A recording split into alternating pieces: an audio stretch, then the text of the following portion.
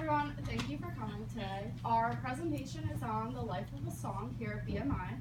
So we will be talking about Good Times by Nile Rodgers and how it touches each one of our departments. So the interns for this summer are Allison, Liza, Tiffany, Jess, Zach, Mike, myself, Gina, Kathy, Maggie, Rachel, and Tegan.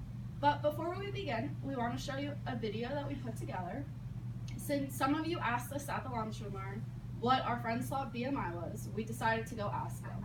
We asked some people on the streets and even some of the class.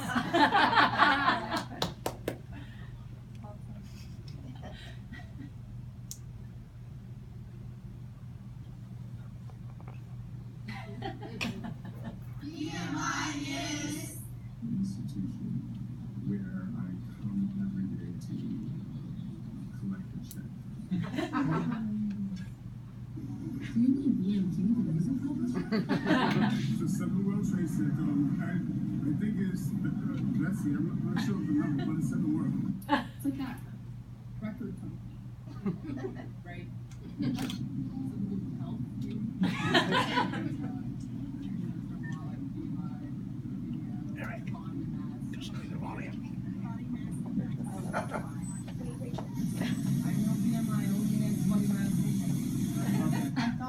Body mass index because I'm taking a nutrition test later. Body mass index.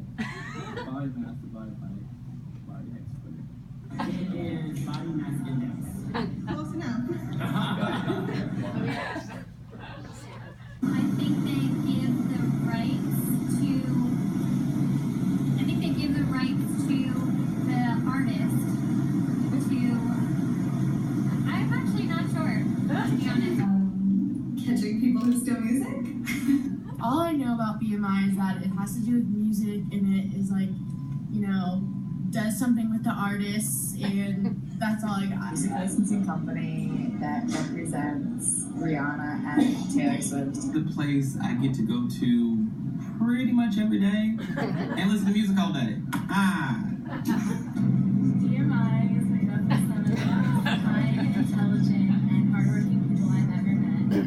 I've some of the most patient. Shout out to Sarah for putting up with my funny questions every day last summer. I heard BMI is the place to go. Of all the places in New York City, or Nashville, or LA, you want an internship. It's the place to go. It's gotta be the place to go to. That's all I know about it. Great internships, good lunches, a beer once in a while, and some good music.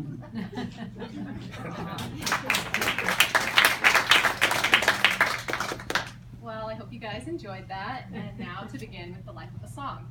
So we as a group, we decided that the life of a song begins in the writer-publisher relations department. And in Writer Pub, we like to say that there's 5 sides to us. And that is creative, administration, management, education, outreach, and events. And so from an administrative perspective, we need to make sure that a few things come together before the life of a song can begin. And that is, we want to make sure the songwriter's a BMI affiliate, obviously.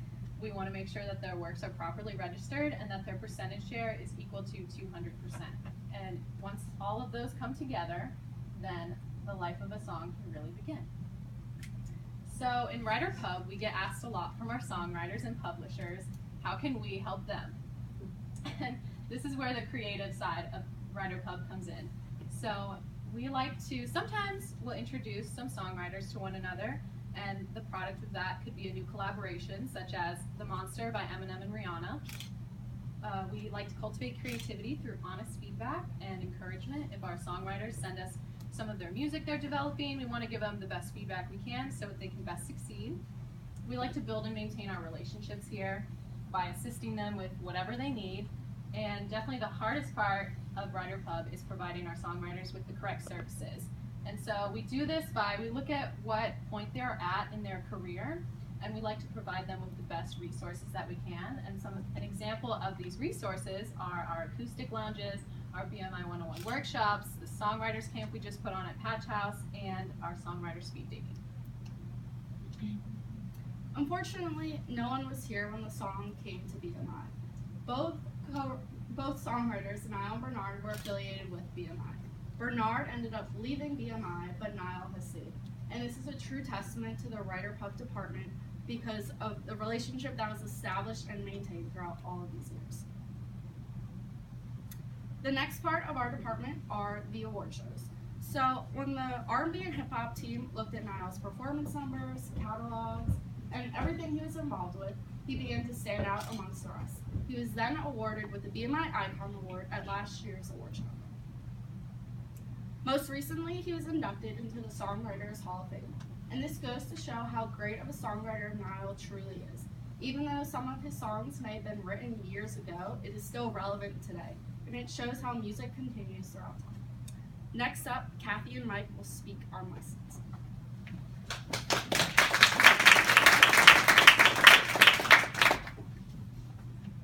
Now we get to the licensing department. Wait, you want to publicly play the song Good Times? Well, you're gonna need a license. Any business that wants to play a song in BMI's repertoire needs a license. The licensing department is broken up into 3 groups: media, general, and digital. Media licensing deals with broadcast television, cable networks, and radio. For radio, we use their performance data to know what is being played, and for television, we use their show performance data along with cue sheets to keep track. Money then gets paid out at different levels depending on the way in which the song was used. General licensing deals with restaurants, bars, nightclubs, and other venue spaces. So if I own a restaurant or bar or gym and I want to publicly play music like the song Good Times, I'm going to need a license even if I already bought the song or album. A similar concept applies to digital licensing. If I were to create a website that publicly plays music, I would need to obtain a license. Digital licensing focuses on services that broadcast audio or audiovisual content on platforms such as Spotify, YouTube, and Tidal. And it's our job to make sure that these licenses are handed out. Within the licensing department, there are a plethora of different licenses. There's general website licenses, music service licenses, eating and drinking establishment licenses, just to name a few. Songwriters rely on BMI to ensure that they're being fairly compensated for their creative work, like the song Good Times. Licensing is super important to songwriters like Nile Rodgers to continue to properly give songs the life that they deserve. As we previously said, songwriters rely on us. Therefore, if Good Times were to be played in a movie, sampled, covered, in an app, we would need to make sure that the writers get paid properly. We use tools such as SMS, the Sales and Marketing System program, to keep track of our accounts and actively work hard to license businesses. We also need to be sure that we're paying back our clients and keep on sharing the wonderful gift of music. Now we'll pass it off to Rachel and Zach in International.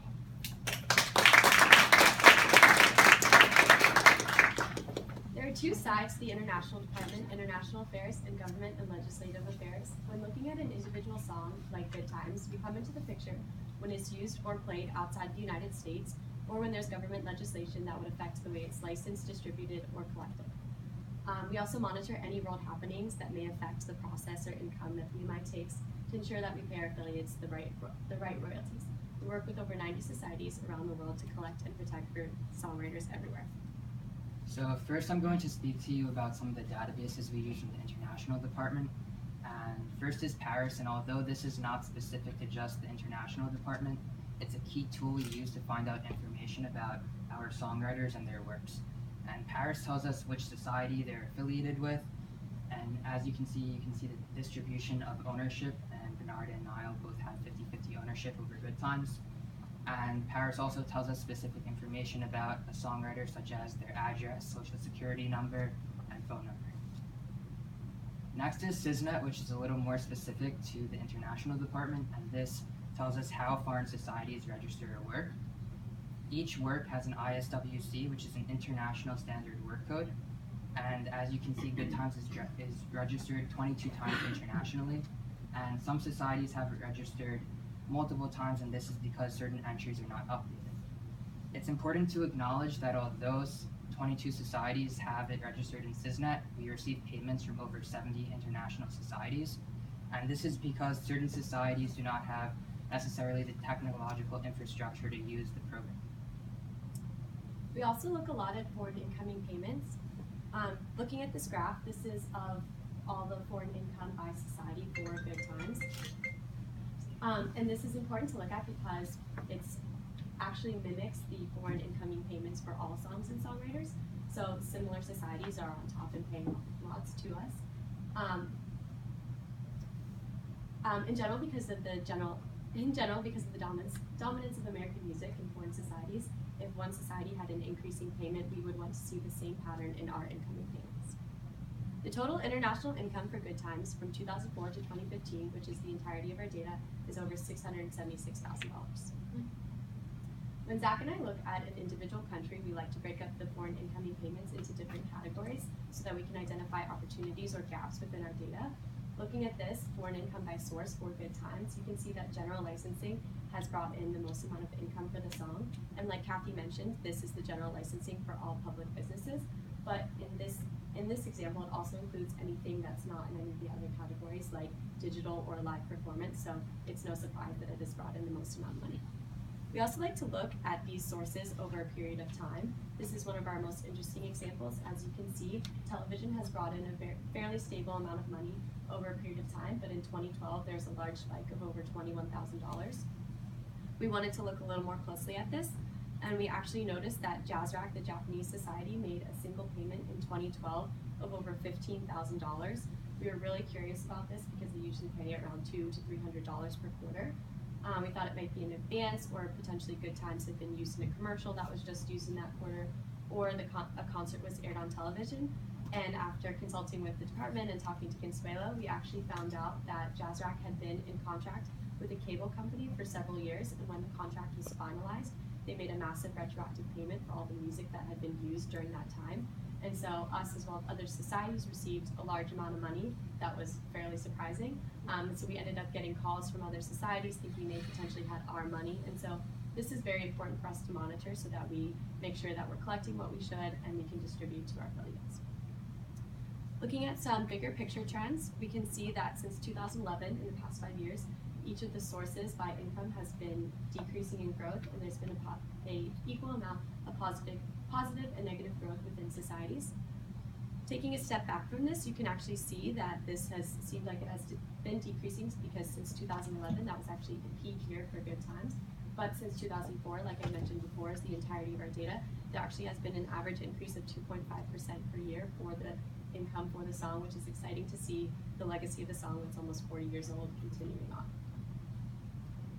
Lastly, the International Department also looks into government and legislation issues, and it's first important to acknowledge that there's been no updated copyright law in the US since the mid-70s, and two specific issues that Rachel and I looked into regarding the music industry is first the Songwriter Equity Act, and this is a proposed legislation that suggests public performances of sound recordings be taken into consideration when setting songwriter royalty rates.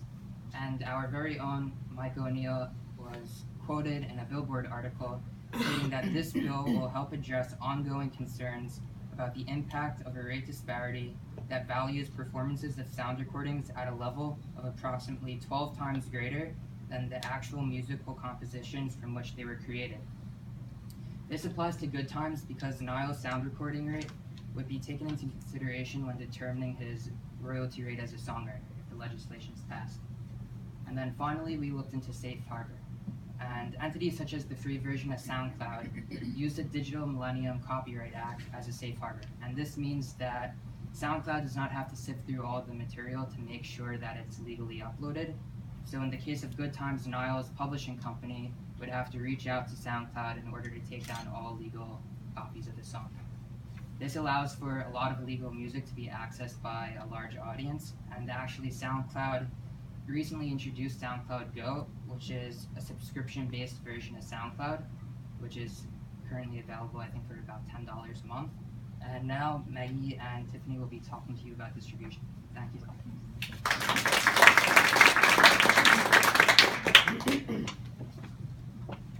So distribution is a department in which we distribute checks. We pay out royalties to our affiliates. And before any affiliate can receive a check from us, they must register their works. One way this can be done is through online services. And in 1999, there was eNet, which only gave access to a limited amount of users. But from 1999 up until 2005, they expanded their network and they made the necessary changes to become what we know now as online services. And online services are still making the necessary changes to help our affiliates have an even greater experience. Another way you can register your works is through a work registration form, And the final way you can register your works is through Common Works registration. This is an upload of information from one company to BMI, and this allows batch registrations to be submitted electronically. So one thing we like to do in the distribution department is distribute bonuses to affiliates who have gone above and beyond with their work. And one bonus I would like to talk to you guys about today is the standards bonus. This is basically when an affiliate's work has reached at least 2.5 million performances in the US on television, radio, and background theme music. And the screen we have here shows us the amount of performances Good Times had since fourth quarter 2014 up until fourth quarter 2015. And as of fourth quarter 2015, Nile Rodgers Good Times has 2,455,945 performances in the US on television, radio, background theme music. So if any affiliate has an issue regarding their account, we place a withhold on it. And the first withhold that we have is address unknown, which is placed by the royalty accounting department when a check is returned back to the company. The next three withholds are placed by legal. The first one is deceased in estates. The second one is financial litigation, which Jessica will talk about later. And the third one is song specific. The final withhold is temporary, which is placed by administration. So I'm going to be speaking about the platforms that songs such as Good Times are played on and how we calculate distributions on these platforms. So this image is of the different platforms I'll be speaking about, such as radio, internet, live performances, and network TV. And these are the separate earnings that Nile Rodgers earned for the fourth quarter 2015 distribution. This is the same information, but this is the total amount through these platforms that Nile Rodgers earned for the fourth quarter 2015 distribution. So for radio, we use an advanced digital tracking technology called Mediabase to calculate distributions, and this is kind of like the app called Shazam, which identifies songs based on metadata. And through Mediabase, it can monitor major market commercial radio stations and tell what songs are played and how many times these songs are played. We also monitor college radio stations, but this is only on a sample basis. Good Times also has a live and audio visual platforms as well. For television, television and film, we use a program called RapidQ. We can also receive cue sheets through Excel documents and PDF files, but RapidQ is probably the most efficient way. RapidQ allows production companies to edit, submit, and manage data and then submit it to the performing rights organizations. This is an example of a cue sheet, and as you can see, you can find the title, air date, composer, publisher, and works. This cue sheet actually has Good Times in it, and Good Times would be below the works. For live performances, we track the use of music by requesting set lists from artist management, and this can also be done through a platform on our website called BMI Live. And BMI Live allows artists to manage and submit their own set lists through this platform. And finally, for internet, we need a license fee and a music usage report to make payments on BMI listed works. These are two examples of data we get from music users. These are users such as Spotify, Pandora, YouTube, and Apple Music submitting data to us. And then these are live performances, and they're covers of Nile Rodgers' work, but Nile Rodgers will still receive the money for this. And now, Tiffany, Jessica, and Rachel will speak about sampling.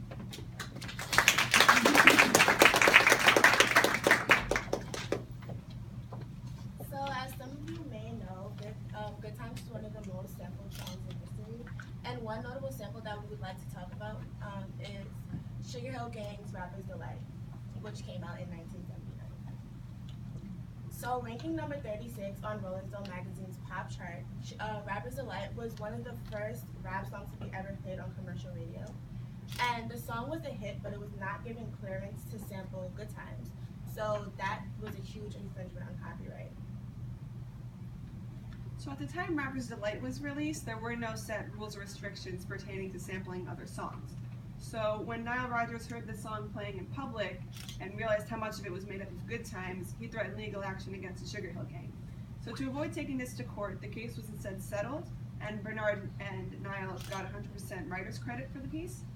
But since it wasn't actually taken to court, songwriters were still sampling relatively often.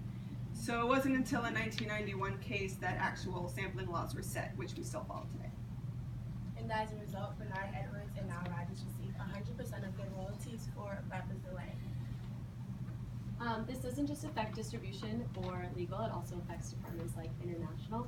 If you look in Paris, you can see that there are 34 samples of Good Times that Nile collects some sort of royalty for. There's also one foreign lyric version, which is the Spanish version of the song called Tiempos Buenos. Here we have a graph. The blue line represents how much foreign income was brought in for the sample of Good Times, and the orange line represents how much of that was given to Nile. So you can see two different examples at the top. I'll be there. Almost the entirety of the blue line was given to Nile because of the presence of Good Times in the song. But there's also examples like Pass the Crevassier in the middle, where he only receives a small portion because of the presence of other BMI writers on the song. A very interesting example of this is Hotel Room Service, which was a song by Pitbull released in 2009. As Tiffany and Jess mentioned, Nile and Bernard collect 100% songwriting royalties for Rapper's Delight. That means when a song samples Rapper's Delight, all the songwriting royalty goes to Nile and Bernard. And in this case, only 2 words were sampled, but over $60,000 has been collected, which is over double what any of the other samples have brought in internationally, which is exciting to see, like the effects of samples and international income on the song. Now we pass it to Liza and Allison for corporate communications.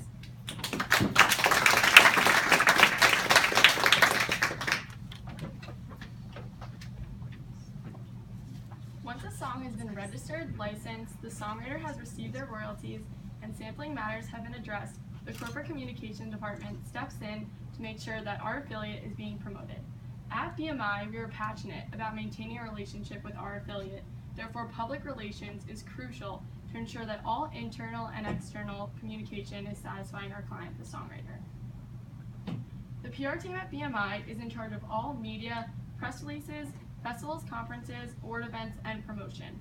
Prior to Nile Rodgers receiving his Icon Award in 2015, the PR team made sure to keep constant contact with Nile and his team at the other 16 awards he was given throughout his career, as well as his 2016 induction into the Songwriters Hall of Fame. PR made sure Nile was in the public eye, and here are some examples of the platforms that PR made sure Nile was shown through.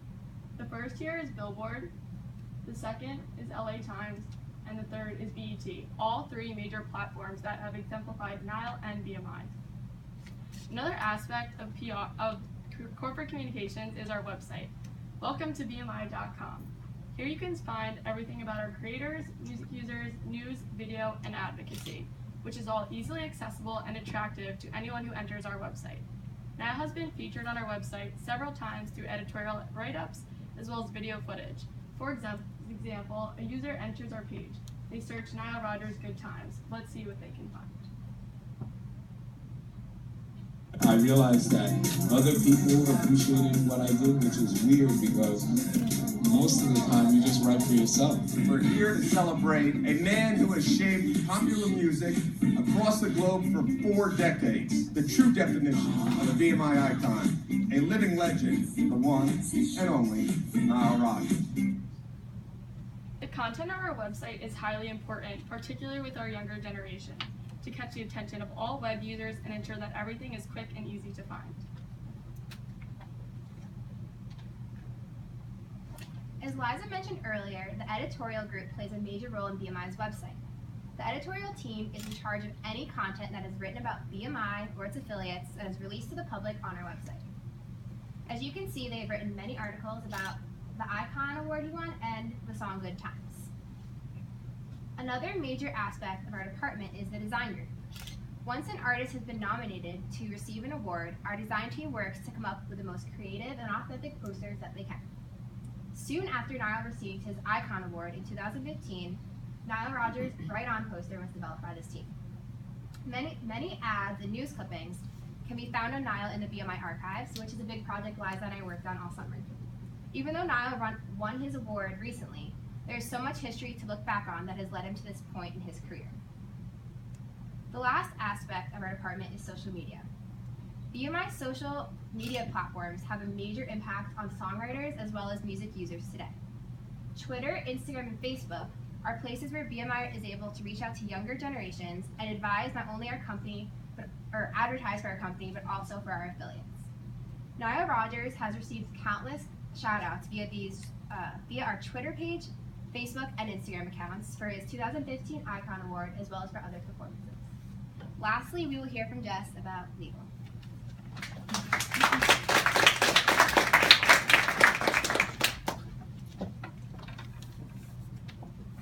So the legal department comes in and out multiple times throughout the life of the song at BMI and touches upon many different aspects. To name a few, we draft agreements between BMI and incoming affiliates. We put withholds on affiliates' accounts during in-progress litigations, as Tiffany mentioned earlier. And we handle the estates of deceased affiliates to ensure that his or her royalties are properly distributed. To keep the focus on good times, I'm going to talk about what can be considered the last stage of a song standing on its own at BMI, which is its transition from copyrighted material to public domain. So once a song's copyright expires, it then becomes public domain. And once that happens, you don't need to get a license or pay a fee to use it. It's free for the public, as the name suggests. So when calculating when a song will become public domain, it's important to keep in mind that it's very circumstantial and there's no one rule for this. So for example, if a song was published between 1928 and 1978, it'll become public domain 95 years after its production. And if it was, if it came out anytime up till 1928, then it's already public domain. So a few things to keep in mind for Good Times. Since it came out after the 1st of January 1978, its copyright will expire 70 years after the death of the author. And since Good Times has 2 authors, then it'll expire 70 years after the last living author passes away. So once Nile Rodgers passes away, 70 years after that, it'll be public domain. And where does BMI come in all of this? Well, since its US copyright is expired, we no longer pay for any domestic performances. But given the differences between US copyright and foreign copyright, we do pay for international performances. And that will conclude the life of the song at BMI, and Ms. Gina for closing remarks.